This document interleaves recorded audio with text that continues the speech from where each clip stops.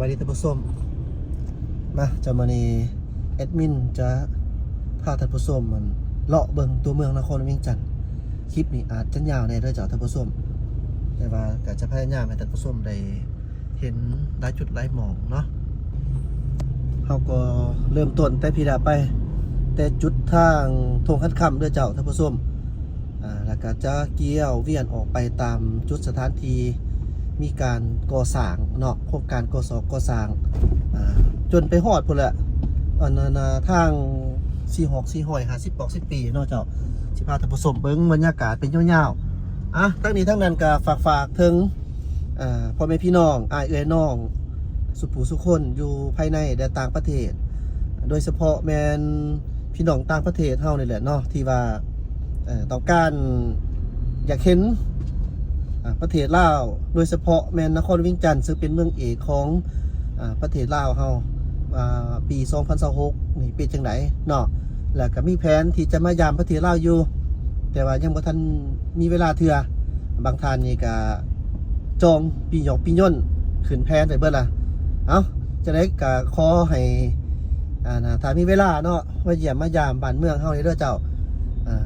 ก็ขอให้เดินทางไว้ความสวัสดิภาพเดินทางไว้ความปลอดภัยท่านใดที่ว่ามาเที่ยวเมืองลาวแล้วถ้าหากบ่ฮู้มองไปก็สามารถโทรถามกี่หน่อยได้เด้อเจ้าไปไสแน่ไปจังไดจังซี่เนาะก็สามารถสอบถามได้หรือว่าใส่กี่หน่อยเองหรือว่าแอดมินเนาะพาไปบอกก็ได้เด้อเจ้าได้เด้อบางเทื่อคิดใช่ว่าพอให้มีอาชีพเสริมตื่มขึ้นพาไปทำห้องว่าปลอดภัยถึงจุดหมายได้ไปเห็นบอลที่ต้องการเนาะเจ้าอันนี้ก็ว่ากันไปต่อไปนี่แอดมินก็จะได้สอบเวียกเพิ่มเติมอีกก่อนเพราะว่าบ่ไหวมันแบบเก่าหลายนี่มันบ่ได้เนาะYouTube นี่ก็เฮ็ดไปพ่อในใจท่านผู้ชมผู้ที่เพิ่นมักเพิ่นฮักซื่อๆดอกส่วนว่าสิได้เงินได้ค่ำยังอาจจะเอาว่าบทมันบ่ได้ดอกเจ้าท่านผู้ชมคนเบิ่งหน่อยแห้งบ่ได้เด้ออันที่เฮ็ดนี่ก็ด้วยใจด้วยความมักความฮักในการจังนำเสนอบ้านเมืองเฮาสำหรับผู้ที่อยากเห็นอีกเบื้องหนึ่งประมาณนั้นเจ้าท่านผู้ชมตอนนี้เฮาก็มาฮอดแถวทางเจ้าอนุวงศ์เนาะเจ้าอนุวงศ์ก็มีหลายสิ่งหลายอย่างที่เฮาจะร่วมกันอยู่เนาะเจ้าอนุวงศ์นี่แหละถนนเจ้าอนุวงศ์มาทางนี้มีทางโรงเรียนมส.เจ้าอนุวงศ์แล้วก็จะเป็นสนามกีฬาเจ้าอนุวงศ์อีกอย่างประมาณนั้นเจ้าท่านผู้ชมนี่เนาะสำหรับเจ้าอนุวงศ์นี่บ้านเฮาเพิ่นก็คือวีรบุรุษเนาะคันจะเอาประวัติศาสตร์มาเว้าเนี่ยโอ้ยาวนานฉะนั้นเพิ่นคือบุญคุณของเฮาเนาะของประเทศลาวเฮาโดยความรักษาของเพิ่นอันนี้เฮาต้องจดจำวีรกรรมอันพิรอาจหาญรักษาบ้านเมืองเนาะฉะนั้นเพิ่นก็เฮ็ดดีที่สุดว่าซั่นซะ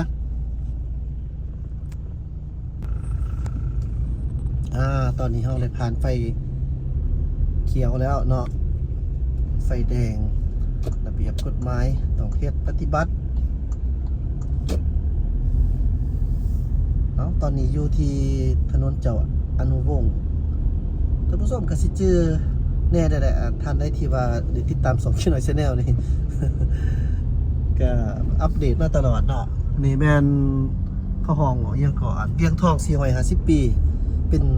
ตลาดมืดที่กี้กับผู้คนเขามาดีได้เพราะว่าเป็นคล้ายๆคือฟู้ดสตรีทยังประมาณนั้นนะเจ้าแต่ว่าตอนนี้ก็มีอยู่บ่หลายนี่โครงการเนาะโครงการก่อสร้างสนามกีฬาเจ้าอนุวงศ์เป็นการช่วยเหลือจากรัฐบาลประชาชนเนาะแต่ว่าเจ้ายิ่งไอโกะแห่งญี่ปุ่นเจ้าญี่ปุ่นช่วยเหลือเล่าหลายญี่ปุ่นมีหลายอย่างเนาะเพิ่นช่วยนี่จากญี่ปุ่นยอมรับว่าญี่ปุ่นนี่โอ้สวยเหลือนี่ส่วนใหญ่มันถือจุดถือมองนะเจ้าเนาะเช่นว่าบอลทางไกลศอกดีทุกยากความทุกยากอย่างต่างๆห้องเฮียนแล้วก็นำประปกประปาอย่างสิก็มีเด้เพิ่น สวยหลายนอกจากนั้นก็แม่นเป็นเกี่ยวกับเพื่อทางด้านสุขภาพยังก็มีเนาะญี่ปุ่นสวยหลายดียอมรับ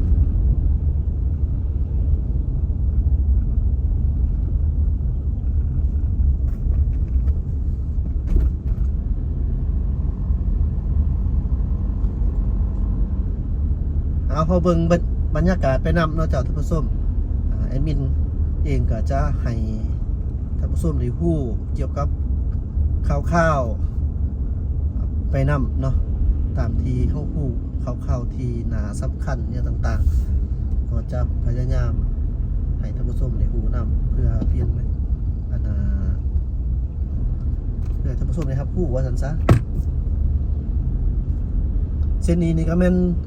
สิออกไปทางถนนลานสร้างเนาะถนนลานสร้างนี่กำแพงขาวๆเก่าๆนี่ตะกี้นี่ก็เป็นอันนั้นได้จากท่านผู้ชมเป็นสถานทูตอเมริกาเก่าเนาะแต่ว่าเดี๋ยวนี้เพิ่นย้ายออกไปพูนไปอยู่แถวถนนท่าเรือพุ่นนี่ก็สิเฮ็ดเป็นกลมที่นี่เนาะเป็นกลมน้ำเสานี่ก็อยากซนๆกันหน่อยนึงเนาะสำหรับการสัญจร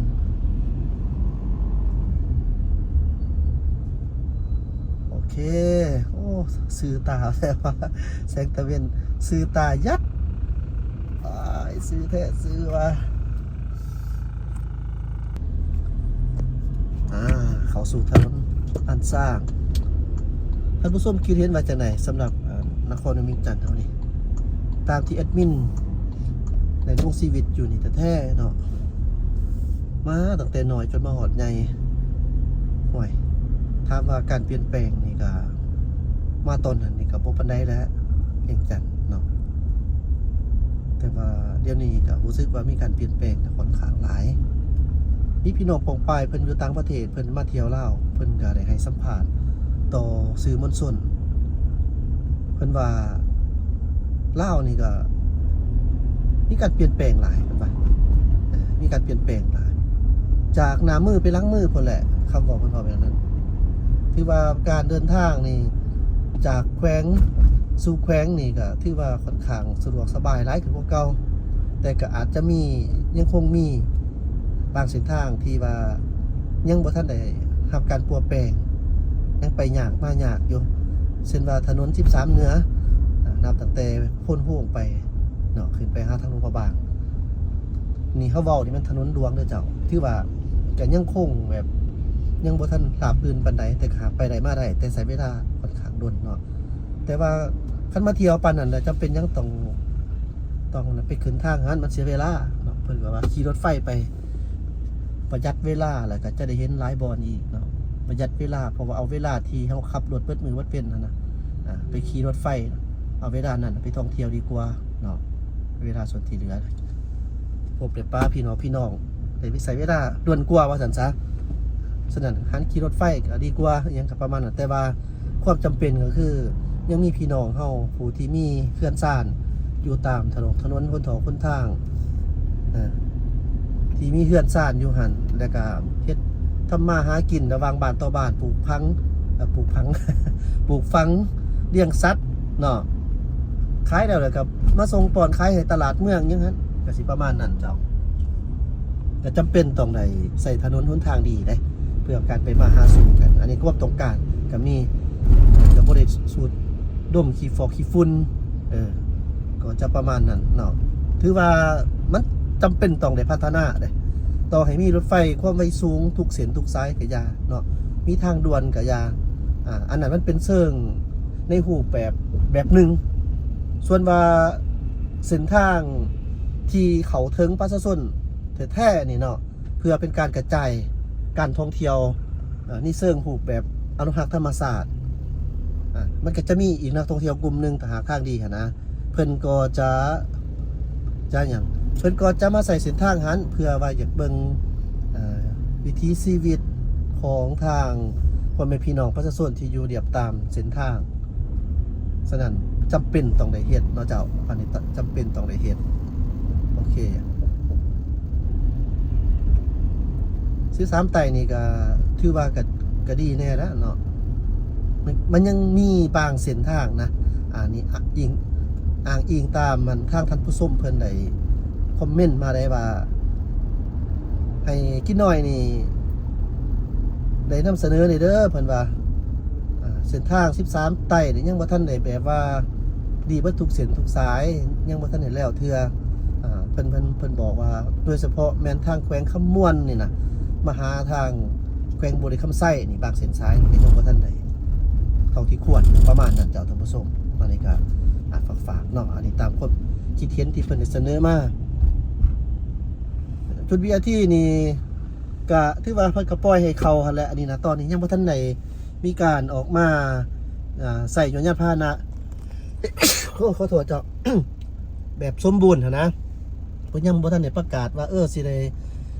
เปิดอย่างเป็นทางการมื้อใดอีกได้นับตั้งแต่มีการปรับเปลี่ยนเอาขอบ BRT ออกนะขอบทางออกฉะนั้นก็ยังบ่ทันได้เปิดอย่างเป็นทางการเนาะก็สิประมาณนี้เจ้าทางเทือนี่ไฟแดงอันนี่เฮ็ดเที่ยวนี่มีความแตกต่างก็คือมีคำว่า BRT ใส่น้ำและก็ค่อนข้างว่าสูงเนาะสูงกว่าเก่าหลาย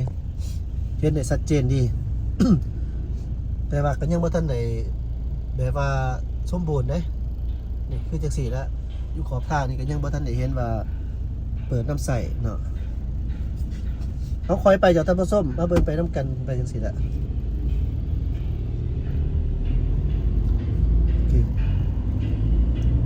บ่ได้ผ่านมาดนได้นี่นะเส้นนี่ดนเติบไปเลยเพราะมันเกือบเขา2ทิศแล้วบ่สลายได้ตัดสินใจว่าเพื่อท่านผู้ชมอยากเบิ่งเติมเนาะก็ได้แบบว่านำเสนอให้เห็นประมาณนี้นะเจ้า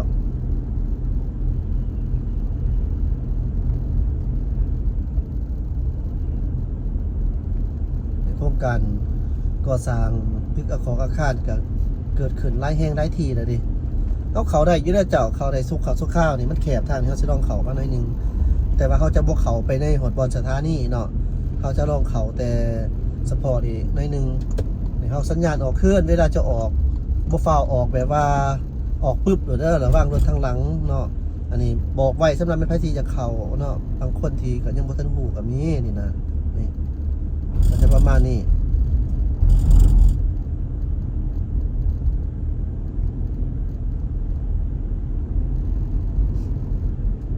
เพราะว่าเพิ่นให้เอาออกตัวขอบทางนี่กระจุดดีเพิ่นก็เบิ่งคักได้เนาะงานหน่อยเวลาหีบด่วนนะเฮาก็จะสามารถที่ว่าใส่ร่วมได้บางครั้งบางข้าวด้วยเจ้าแต่ต้องมีการระมัดระวังอีนี้คือเส้นนี้นี่ตะกี้มีขอบทางได้นี่ขอบ BRT แต่มาตอนนี้เฮาสามารถเข้าได้จังซี่มันก็แก้ไขกันได้เฉพาะนึงจังซี่เนาะอนุญาตเด้อเจ้าบ่แม่นฟ้าฟื้นเด้ออันนี้นี่เป็นอันนั้นนะเขาลองเขามาซื่อๆแต่ว่ามันอันตรายอยู่เด้เนื่องจากว่ามีรถทางหลังเข้ากับฟ้าวถ้าสมมุติว่ามี BRT มาแล่นเฮาระยะความไวแล้วก็การที่เขาจะมาเฮาบ่ฮู้นี่อันตรายเนาะฉะนั้นเป็นไปได้นี่อย่าสิเข้าหั่นเนี่ยดีที่สุดแต่ว่าเป็นชั่วโมงหีบด่วนคันมันจำเป็นมันติดแออัดนี่ก็แก้ไขเนาะเจ้านี่จุดถนนพลเข่งบางเทื่อก็มีหลายรูปแบบสีสันในการบันทึกภาพด้วยเจ้าท่านผู้ชมต้องขออภัยเดี๋ยวนี้แอดมินตะกี้ก็บ่ค่อยดิน Facebook เดี๋ยวนี้แอดมินก็เข้าไปหาดิน Facebook ฝากเลยเด้อเจ้าชื่อว่าส่งกินหน่อย CN เด้อเพราะว่าคันเป็นส่วนตัวเพิ่นบ่ให้เขียนยาวมันเป็นแบบธุรกิจเนาะเพิ่นบ่ให้เขียนยาวก็ได้ใส่คำว่า CN ก็ย่อมาจาก Channel หั่นนะเจ้าก็สิประมาณนี้เนาะฝากเลยเด้อเจ้าอยู่ที่ใน BRT เพิ่นก็ติดเนาะผู้ประธานไก่สอนพรหมวิหารครบหอบ105 ปีเจ้า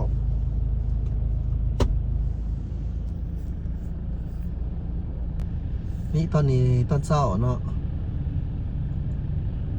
ก็จะประมาณนี้เนาะก็ ก็มีรถสามารถเข้าไปได้อยู่นี่คือเว้าแล้วเพิ่นยังบ่ทันได้เปิดจังเป็นทางการเทื่อไปดอกไปรัดจังกับเขาเบิดเอาบางยิงว่าบันทอดมือแท้ๆเนาะคงจะบ่มีไผเขาเพราะว่ามันจะเป็นการส่วนกับปีอาที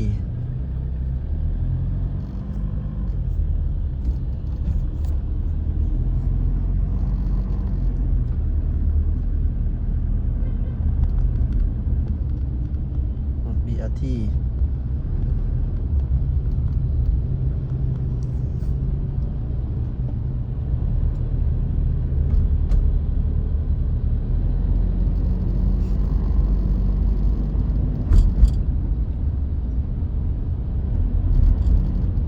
ตัวนี้นะซองนี่นะมันบ่มีบนทางมันเป็น3แยกเนาะเจ้าเป็น3แยกแต่ถ้าหากว่าสิไปซื้อนี่ตอกแอปขวาหน่อยนึงคือบางกีเข้ามาไฟเหลืองเขาควรหยุดเขาควรชะลอนะคันสมมุติว่าสิออกไปอีกเบื้องซ้ายมันเป็นทาง3แยกเนาะแต่ว่าเขาก็สามารถไปได้ให้ถึงแท้นี่ก็ต้องแอปขวาพุ่นแหละแอดมินขี่เข้ามาเมื่อกี้มันแล้วที่อันน่ะไปเบื้องนั้นเนาะแต่ว่ารถมันบ่มีก็เลยเข้ามาอันนี้ก็บ่อยากถือไปได้หั่นแหละเนาะเจ้าแต่ว่าเป็นชั่วโมงหีบด่วนคือหูน้ำกันเอาอันน่ะว่าท่านผู้ชมคงเข้าใจเจ้า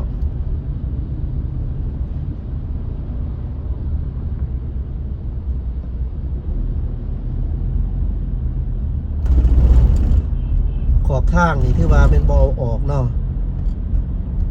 อยู่ที่ไก่สถานีเพิ่นก็สงวนไว้ให้รถเมล์ BRT นั่นแหละเขามาจอด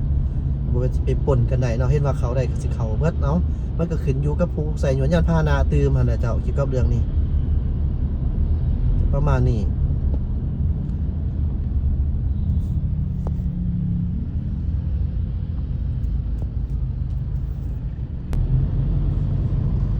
จุดขอบเขตนี้บางเทื่อนี่ก็สิสวนกันหน่อยนึงโอ้คือว่ามีขี้ดินมาติดไว้เถอะเด้เนาะ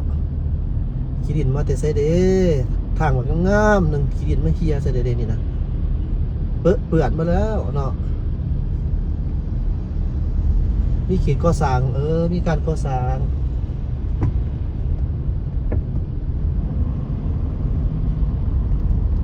นี่มีครัวขามทางแหละน้องนุ่งเฮาอายน้องเฮาไปสิขามทางก็ใส่ครัวนี่เด้อ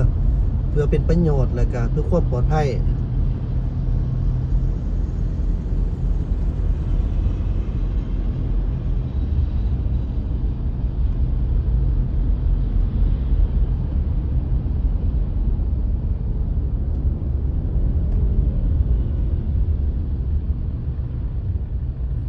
ไปขามโอ้อันตรายเด้อคอยไปคอยมาเด้อพี่น้องเฮาบ่ได้แยกบ่ได้หยังนี่ก็ค่อยๆเด้อเจ้า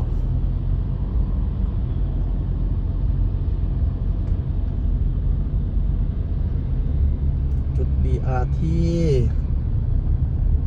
ลักหาเด้อเขตนี้ลักหา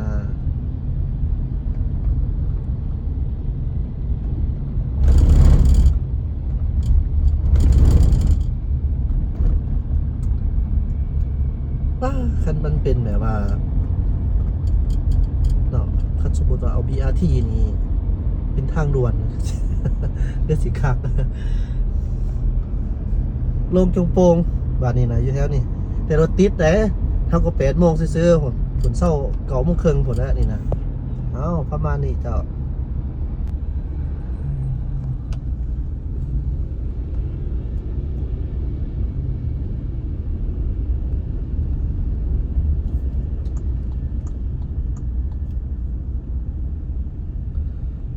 จากท่านผู้ชมตอนนี้เข้ากับมาฮอดแถวทางหอประชุมแห่งศาสตร์อีกคือเก่าเนาะแล้วแอดมินก็จะพาท่านผู้ชมไปตื่มพุ่นจะไปจนไปฮอดพุ่นละพุ่นแถววันสิทางสิฮอด450 ปีพุ่นละเนาะจะไปพุ่นละบรรยากาศคลิปนี้ยาวหน่อยนึงแล้วเจ้า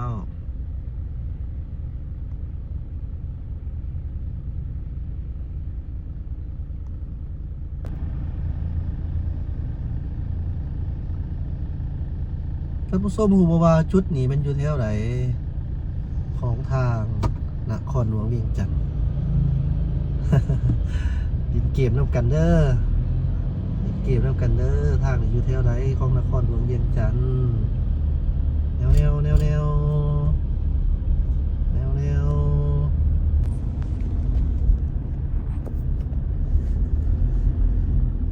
มาเบิ่งแล้ว BRT ต่อว่าสิเป็นจังไดเนาะในยามช่วงเช้าๆนี่เอาภาพบรรยากาศให้ท่านผู้ชมได้เบิ่งว่าจะเป็นแนวใดในช่วงที่ว่ายังบ่ทันได้เปิด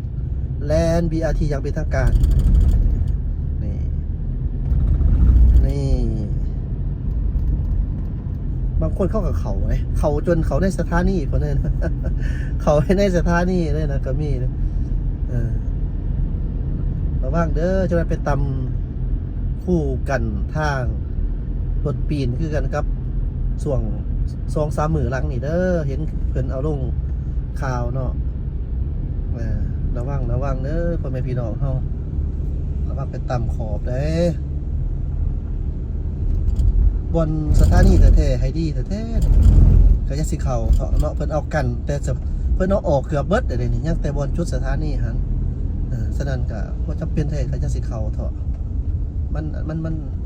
คือว่าอะไรมันอันตรายหั่นนะมันอันตรายเด้อเป็นหยังมานะมันเป็นเฮาเองหั่นนะบ่เป็นผู้อื่นเด้แต่ว่าบางเทื่อนี่ก็ให้ผู้อื่นเดือดร้อนนำก็มีเด้สมมุติว่าไปตำเลยมันตีนรถแตกมันเจือกออกไปทางอื่นไปตำเอาผู้อื่นอีกโอ้แห่งเฮ้ยบ่อยากให้ว่าเนาะเจ้าเกี่ยวกับเรื่องนี้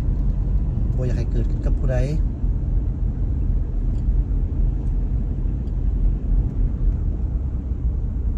ก็กว้างขึ้นสมควรเติบแล้วเส้นนี่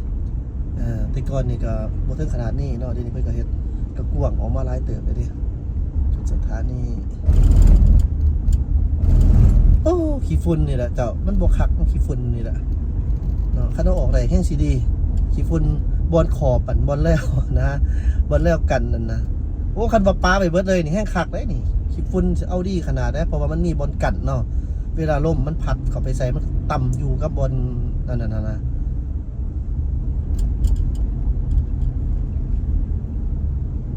เอาสำหรับการที่มาอัปเดตให้เบิ่งนี่เจ้าท่านผู้ชมอัน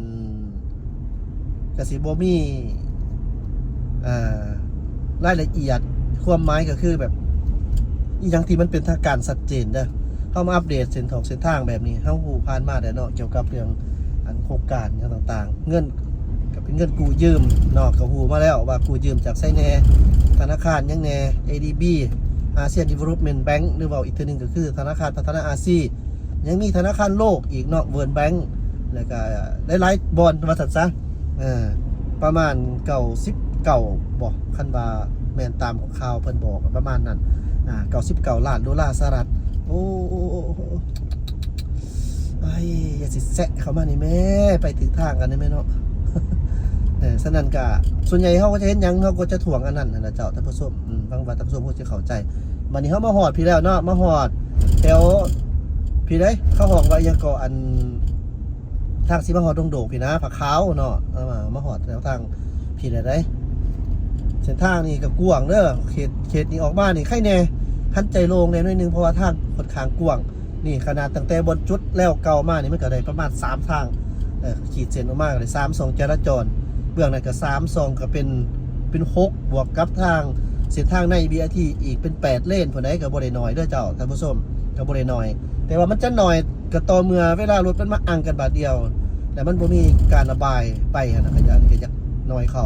แล้วก็อีกนึงเวียงจันทน์เฮานี่จื้อเนาะอันนี้แอดมินสิจื้อว่าซั่นซะจื้อคำบอกของตัวเองนี่แหละว่าอีก10 ปีมาฮอดหาบนี่บอลเพิ่นบ่ให้เดียวเด้อบอลนี่ประมาณอีก10 ปีนี่เวียงจันทน์เฮานี่ถ้าหากว่าบ่มีทางอันอื่นเติมนี่ยากเลยเด้อความหมายการสัญจรนี่อยากอัดหน่อยนึงคิดว่าอีก5 ปีผู้ฝนเนาะแล้วก็จะมีการวางแผนเฮ็ดหยังตื่มนี่ทางยกระดับอย่างต่างๆก็ว่ากันไปแล้วต่อไปมันไปบ่ได้เนาะเพราะว่านับตั้งแต่มีรถไฟฟ้าเข้ามาเนาะเจ้าท่านผู้ชมมีรถไฟฟ้าเข้ามานี่ก็ฮู้ได้ว่ายานพาหนะนี่เพิ่มขึ้นหลายเพิ่นจะลดผ่อนเกี่ยวกับรถน้ำมันเลยตามนโยบายหันเป็นสีเขียวนี่บ่ว่าที่จีนแต่ลาวเฮานี่นะนโยบายไข่คือกันเด้อเจ้าท่านผู้ชม แม้ว่าจะรุดพรนำเขารถน้ำมันจะเน้นประเภทพวก EV เนาะจะเป็นรถไฟฟ้าหลายก่อนเพราะว่าลาวเฮานี่มันเป็นประเทศที่ผลิตไฟฟ้ากระถือเพิ่นเว้าหั่นนะเป็นบ่อนผลิตกระแสไฟฟ้าฉะนั้นผลิตเองเป็นส่วนว่าน้ำมันผลิตบ่เป็นมีแต่ซื้อเขานำเขา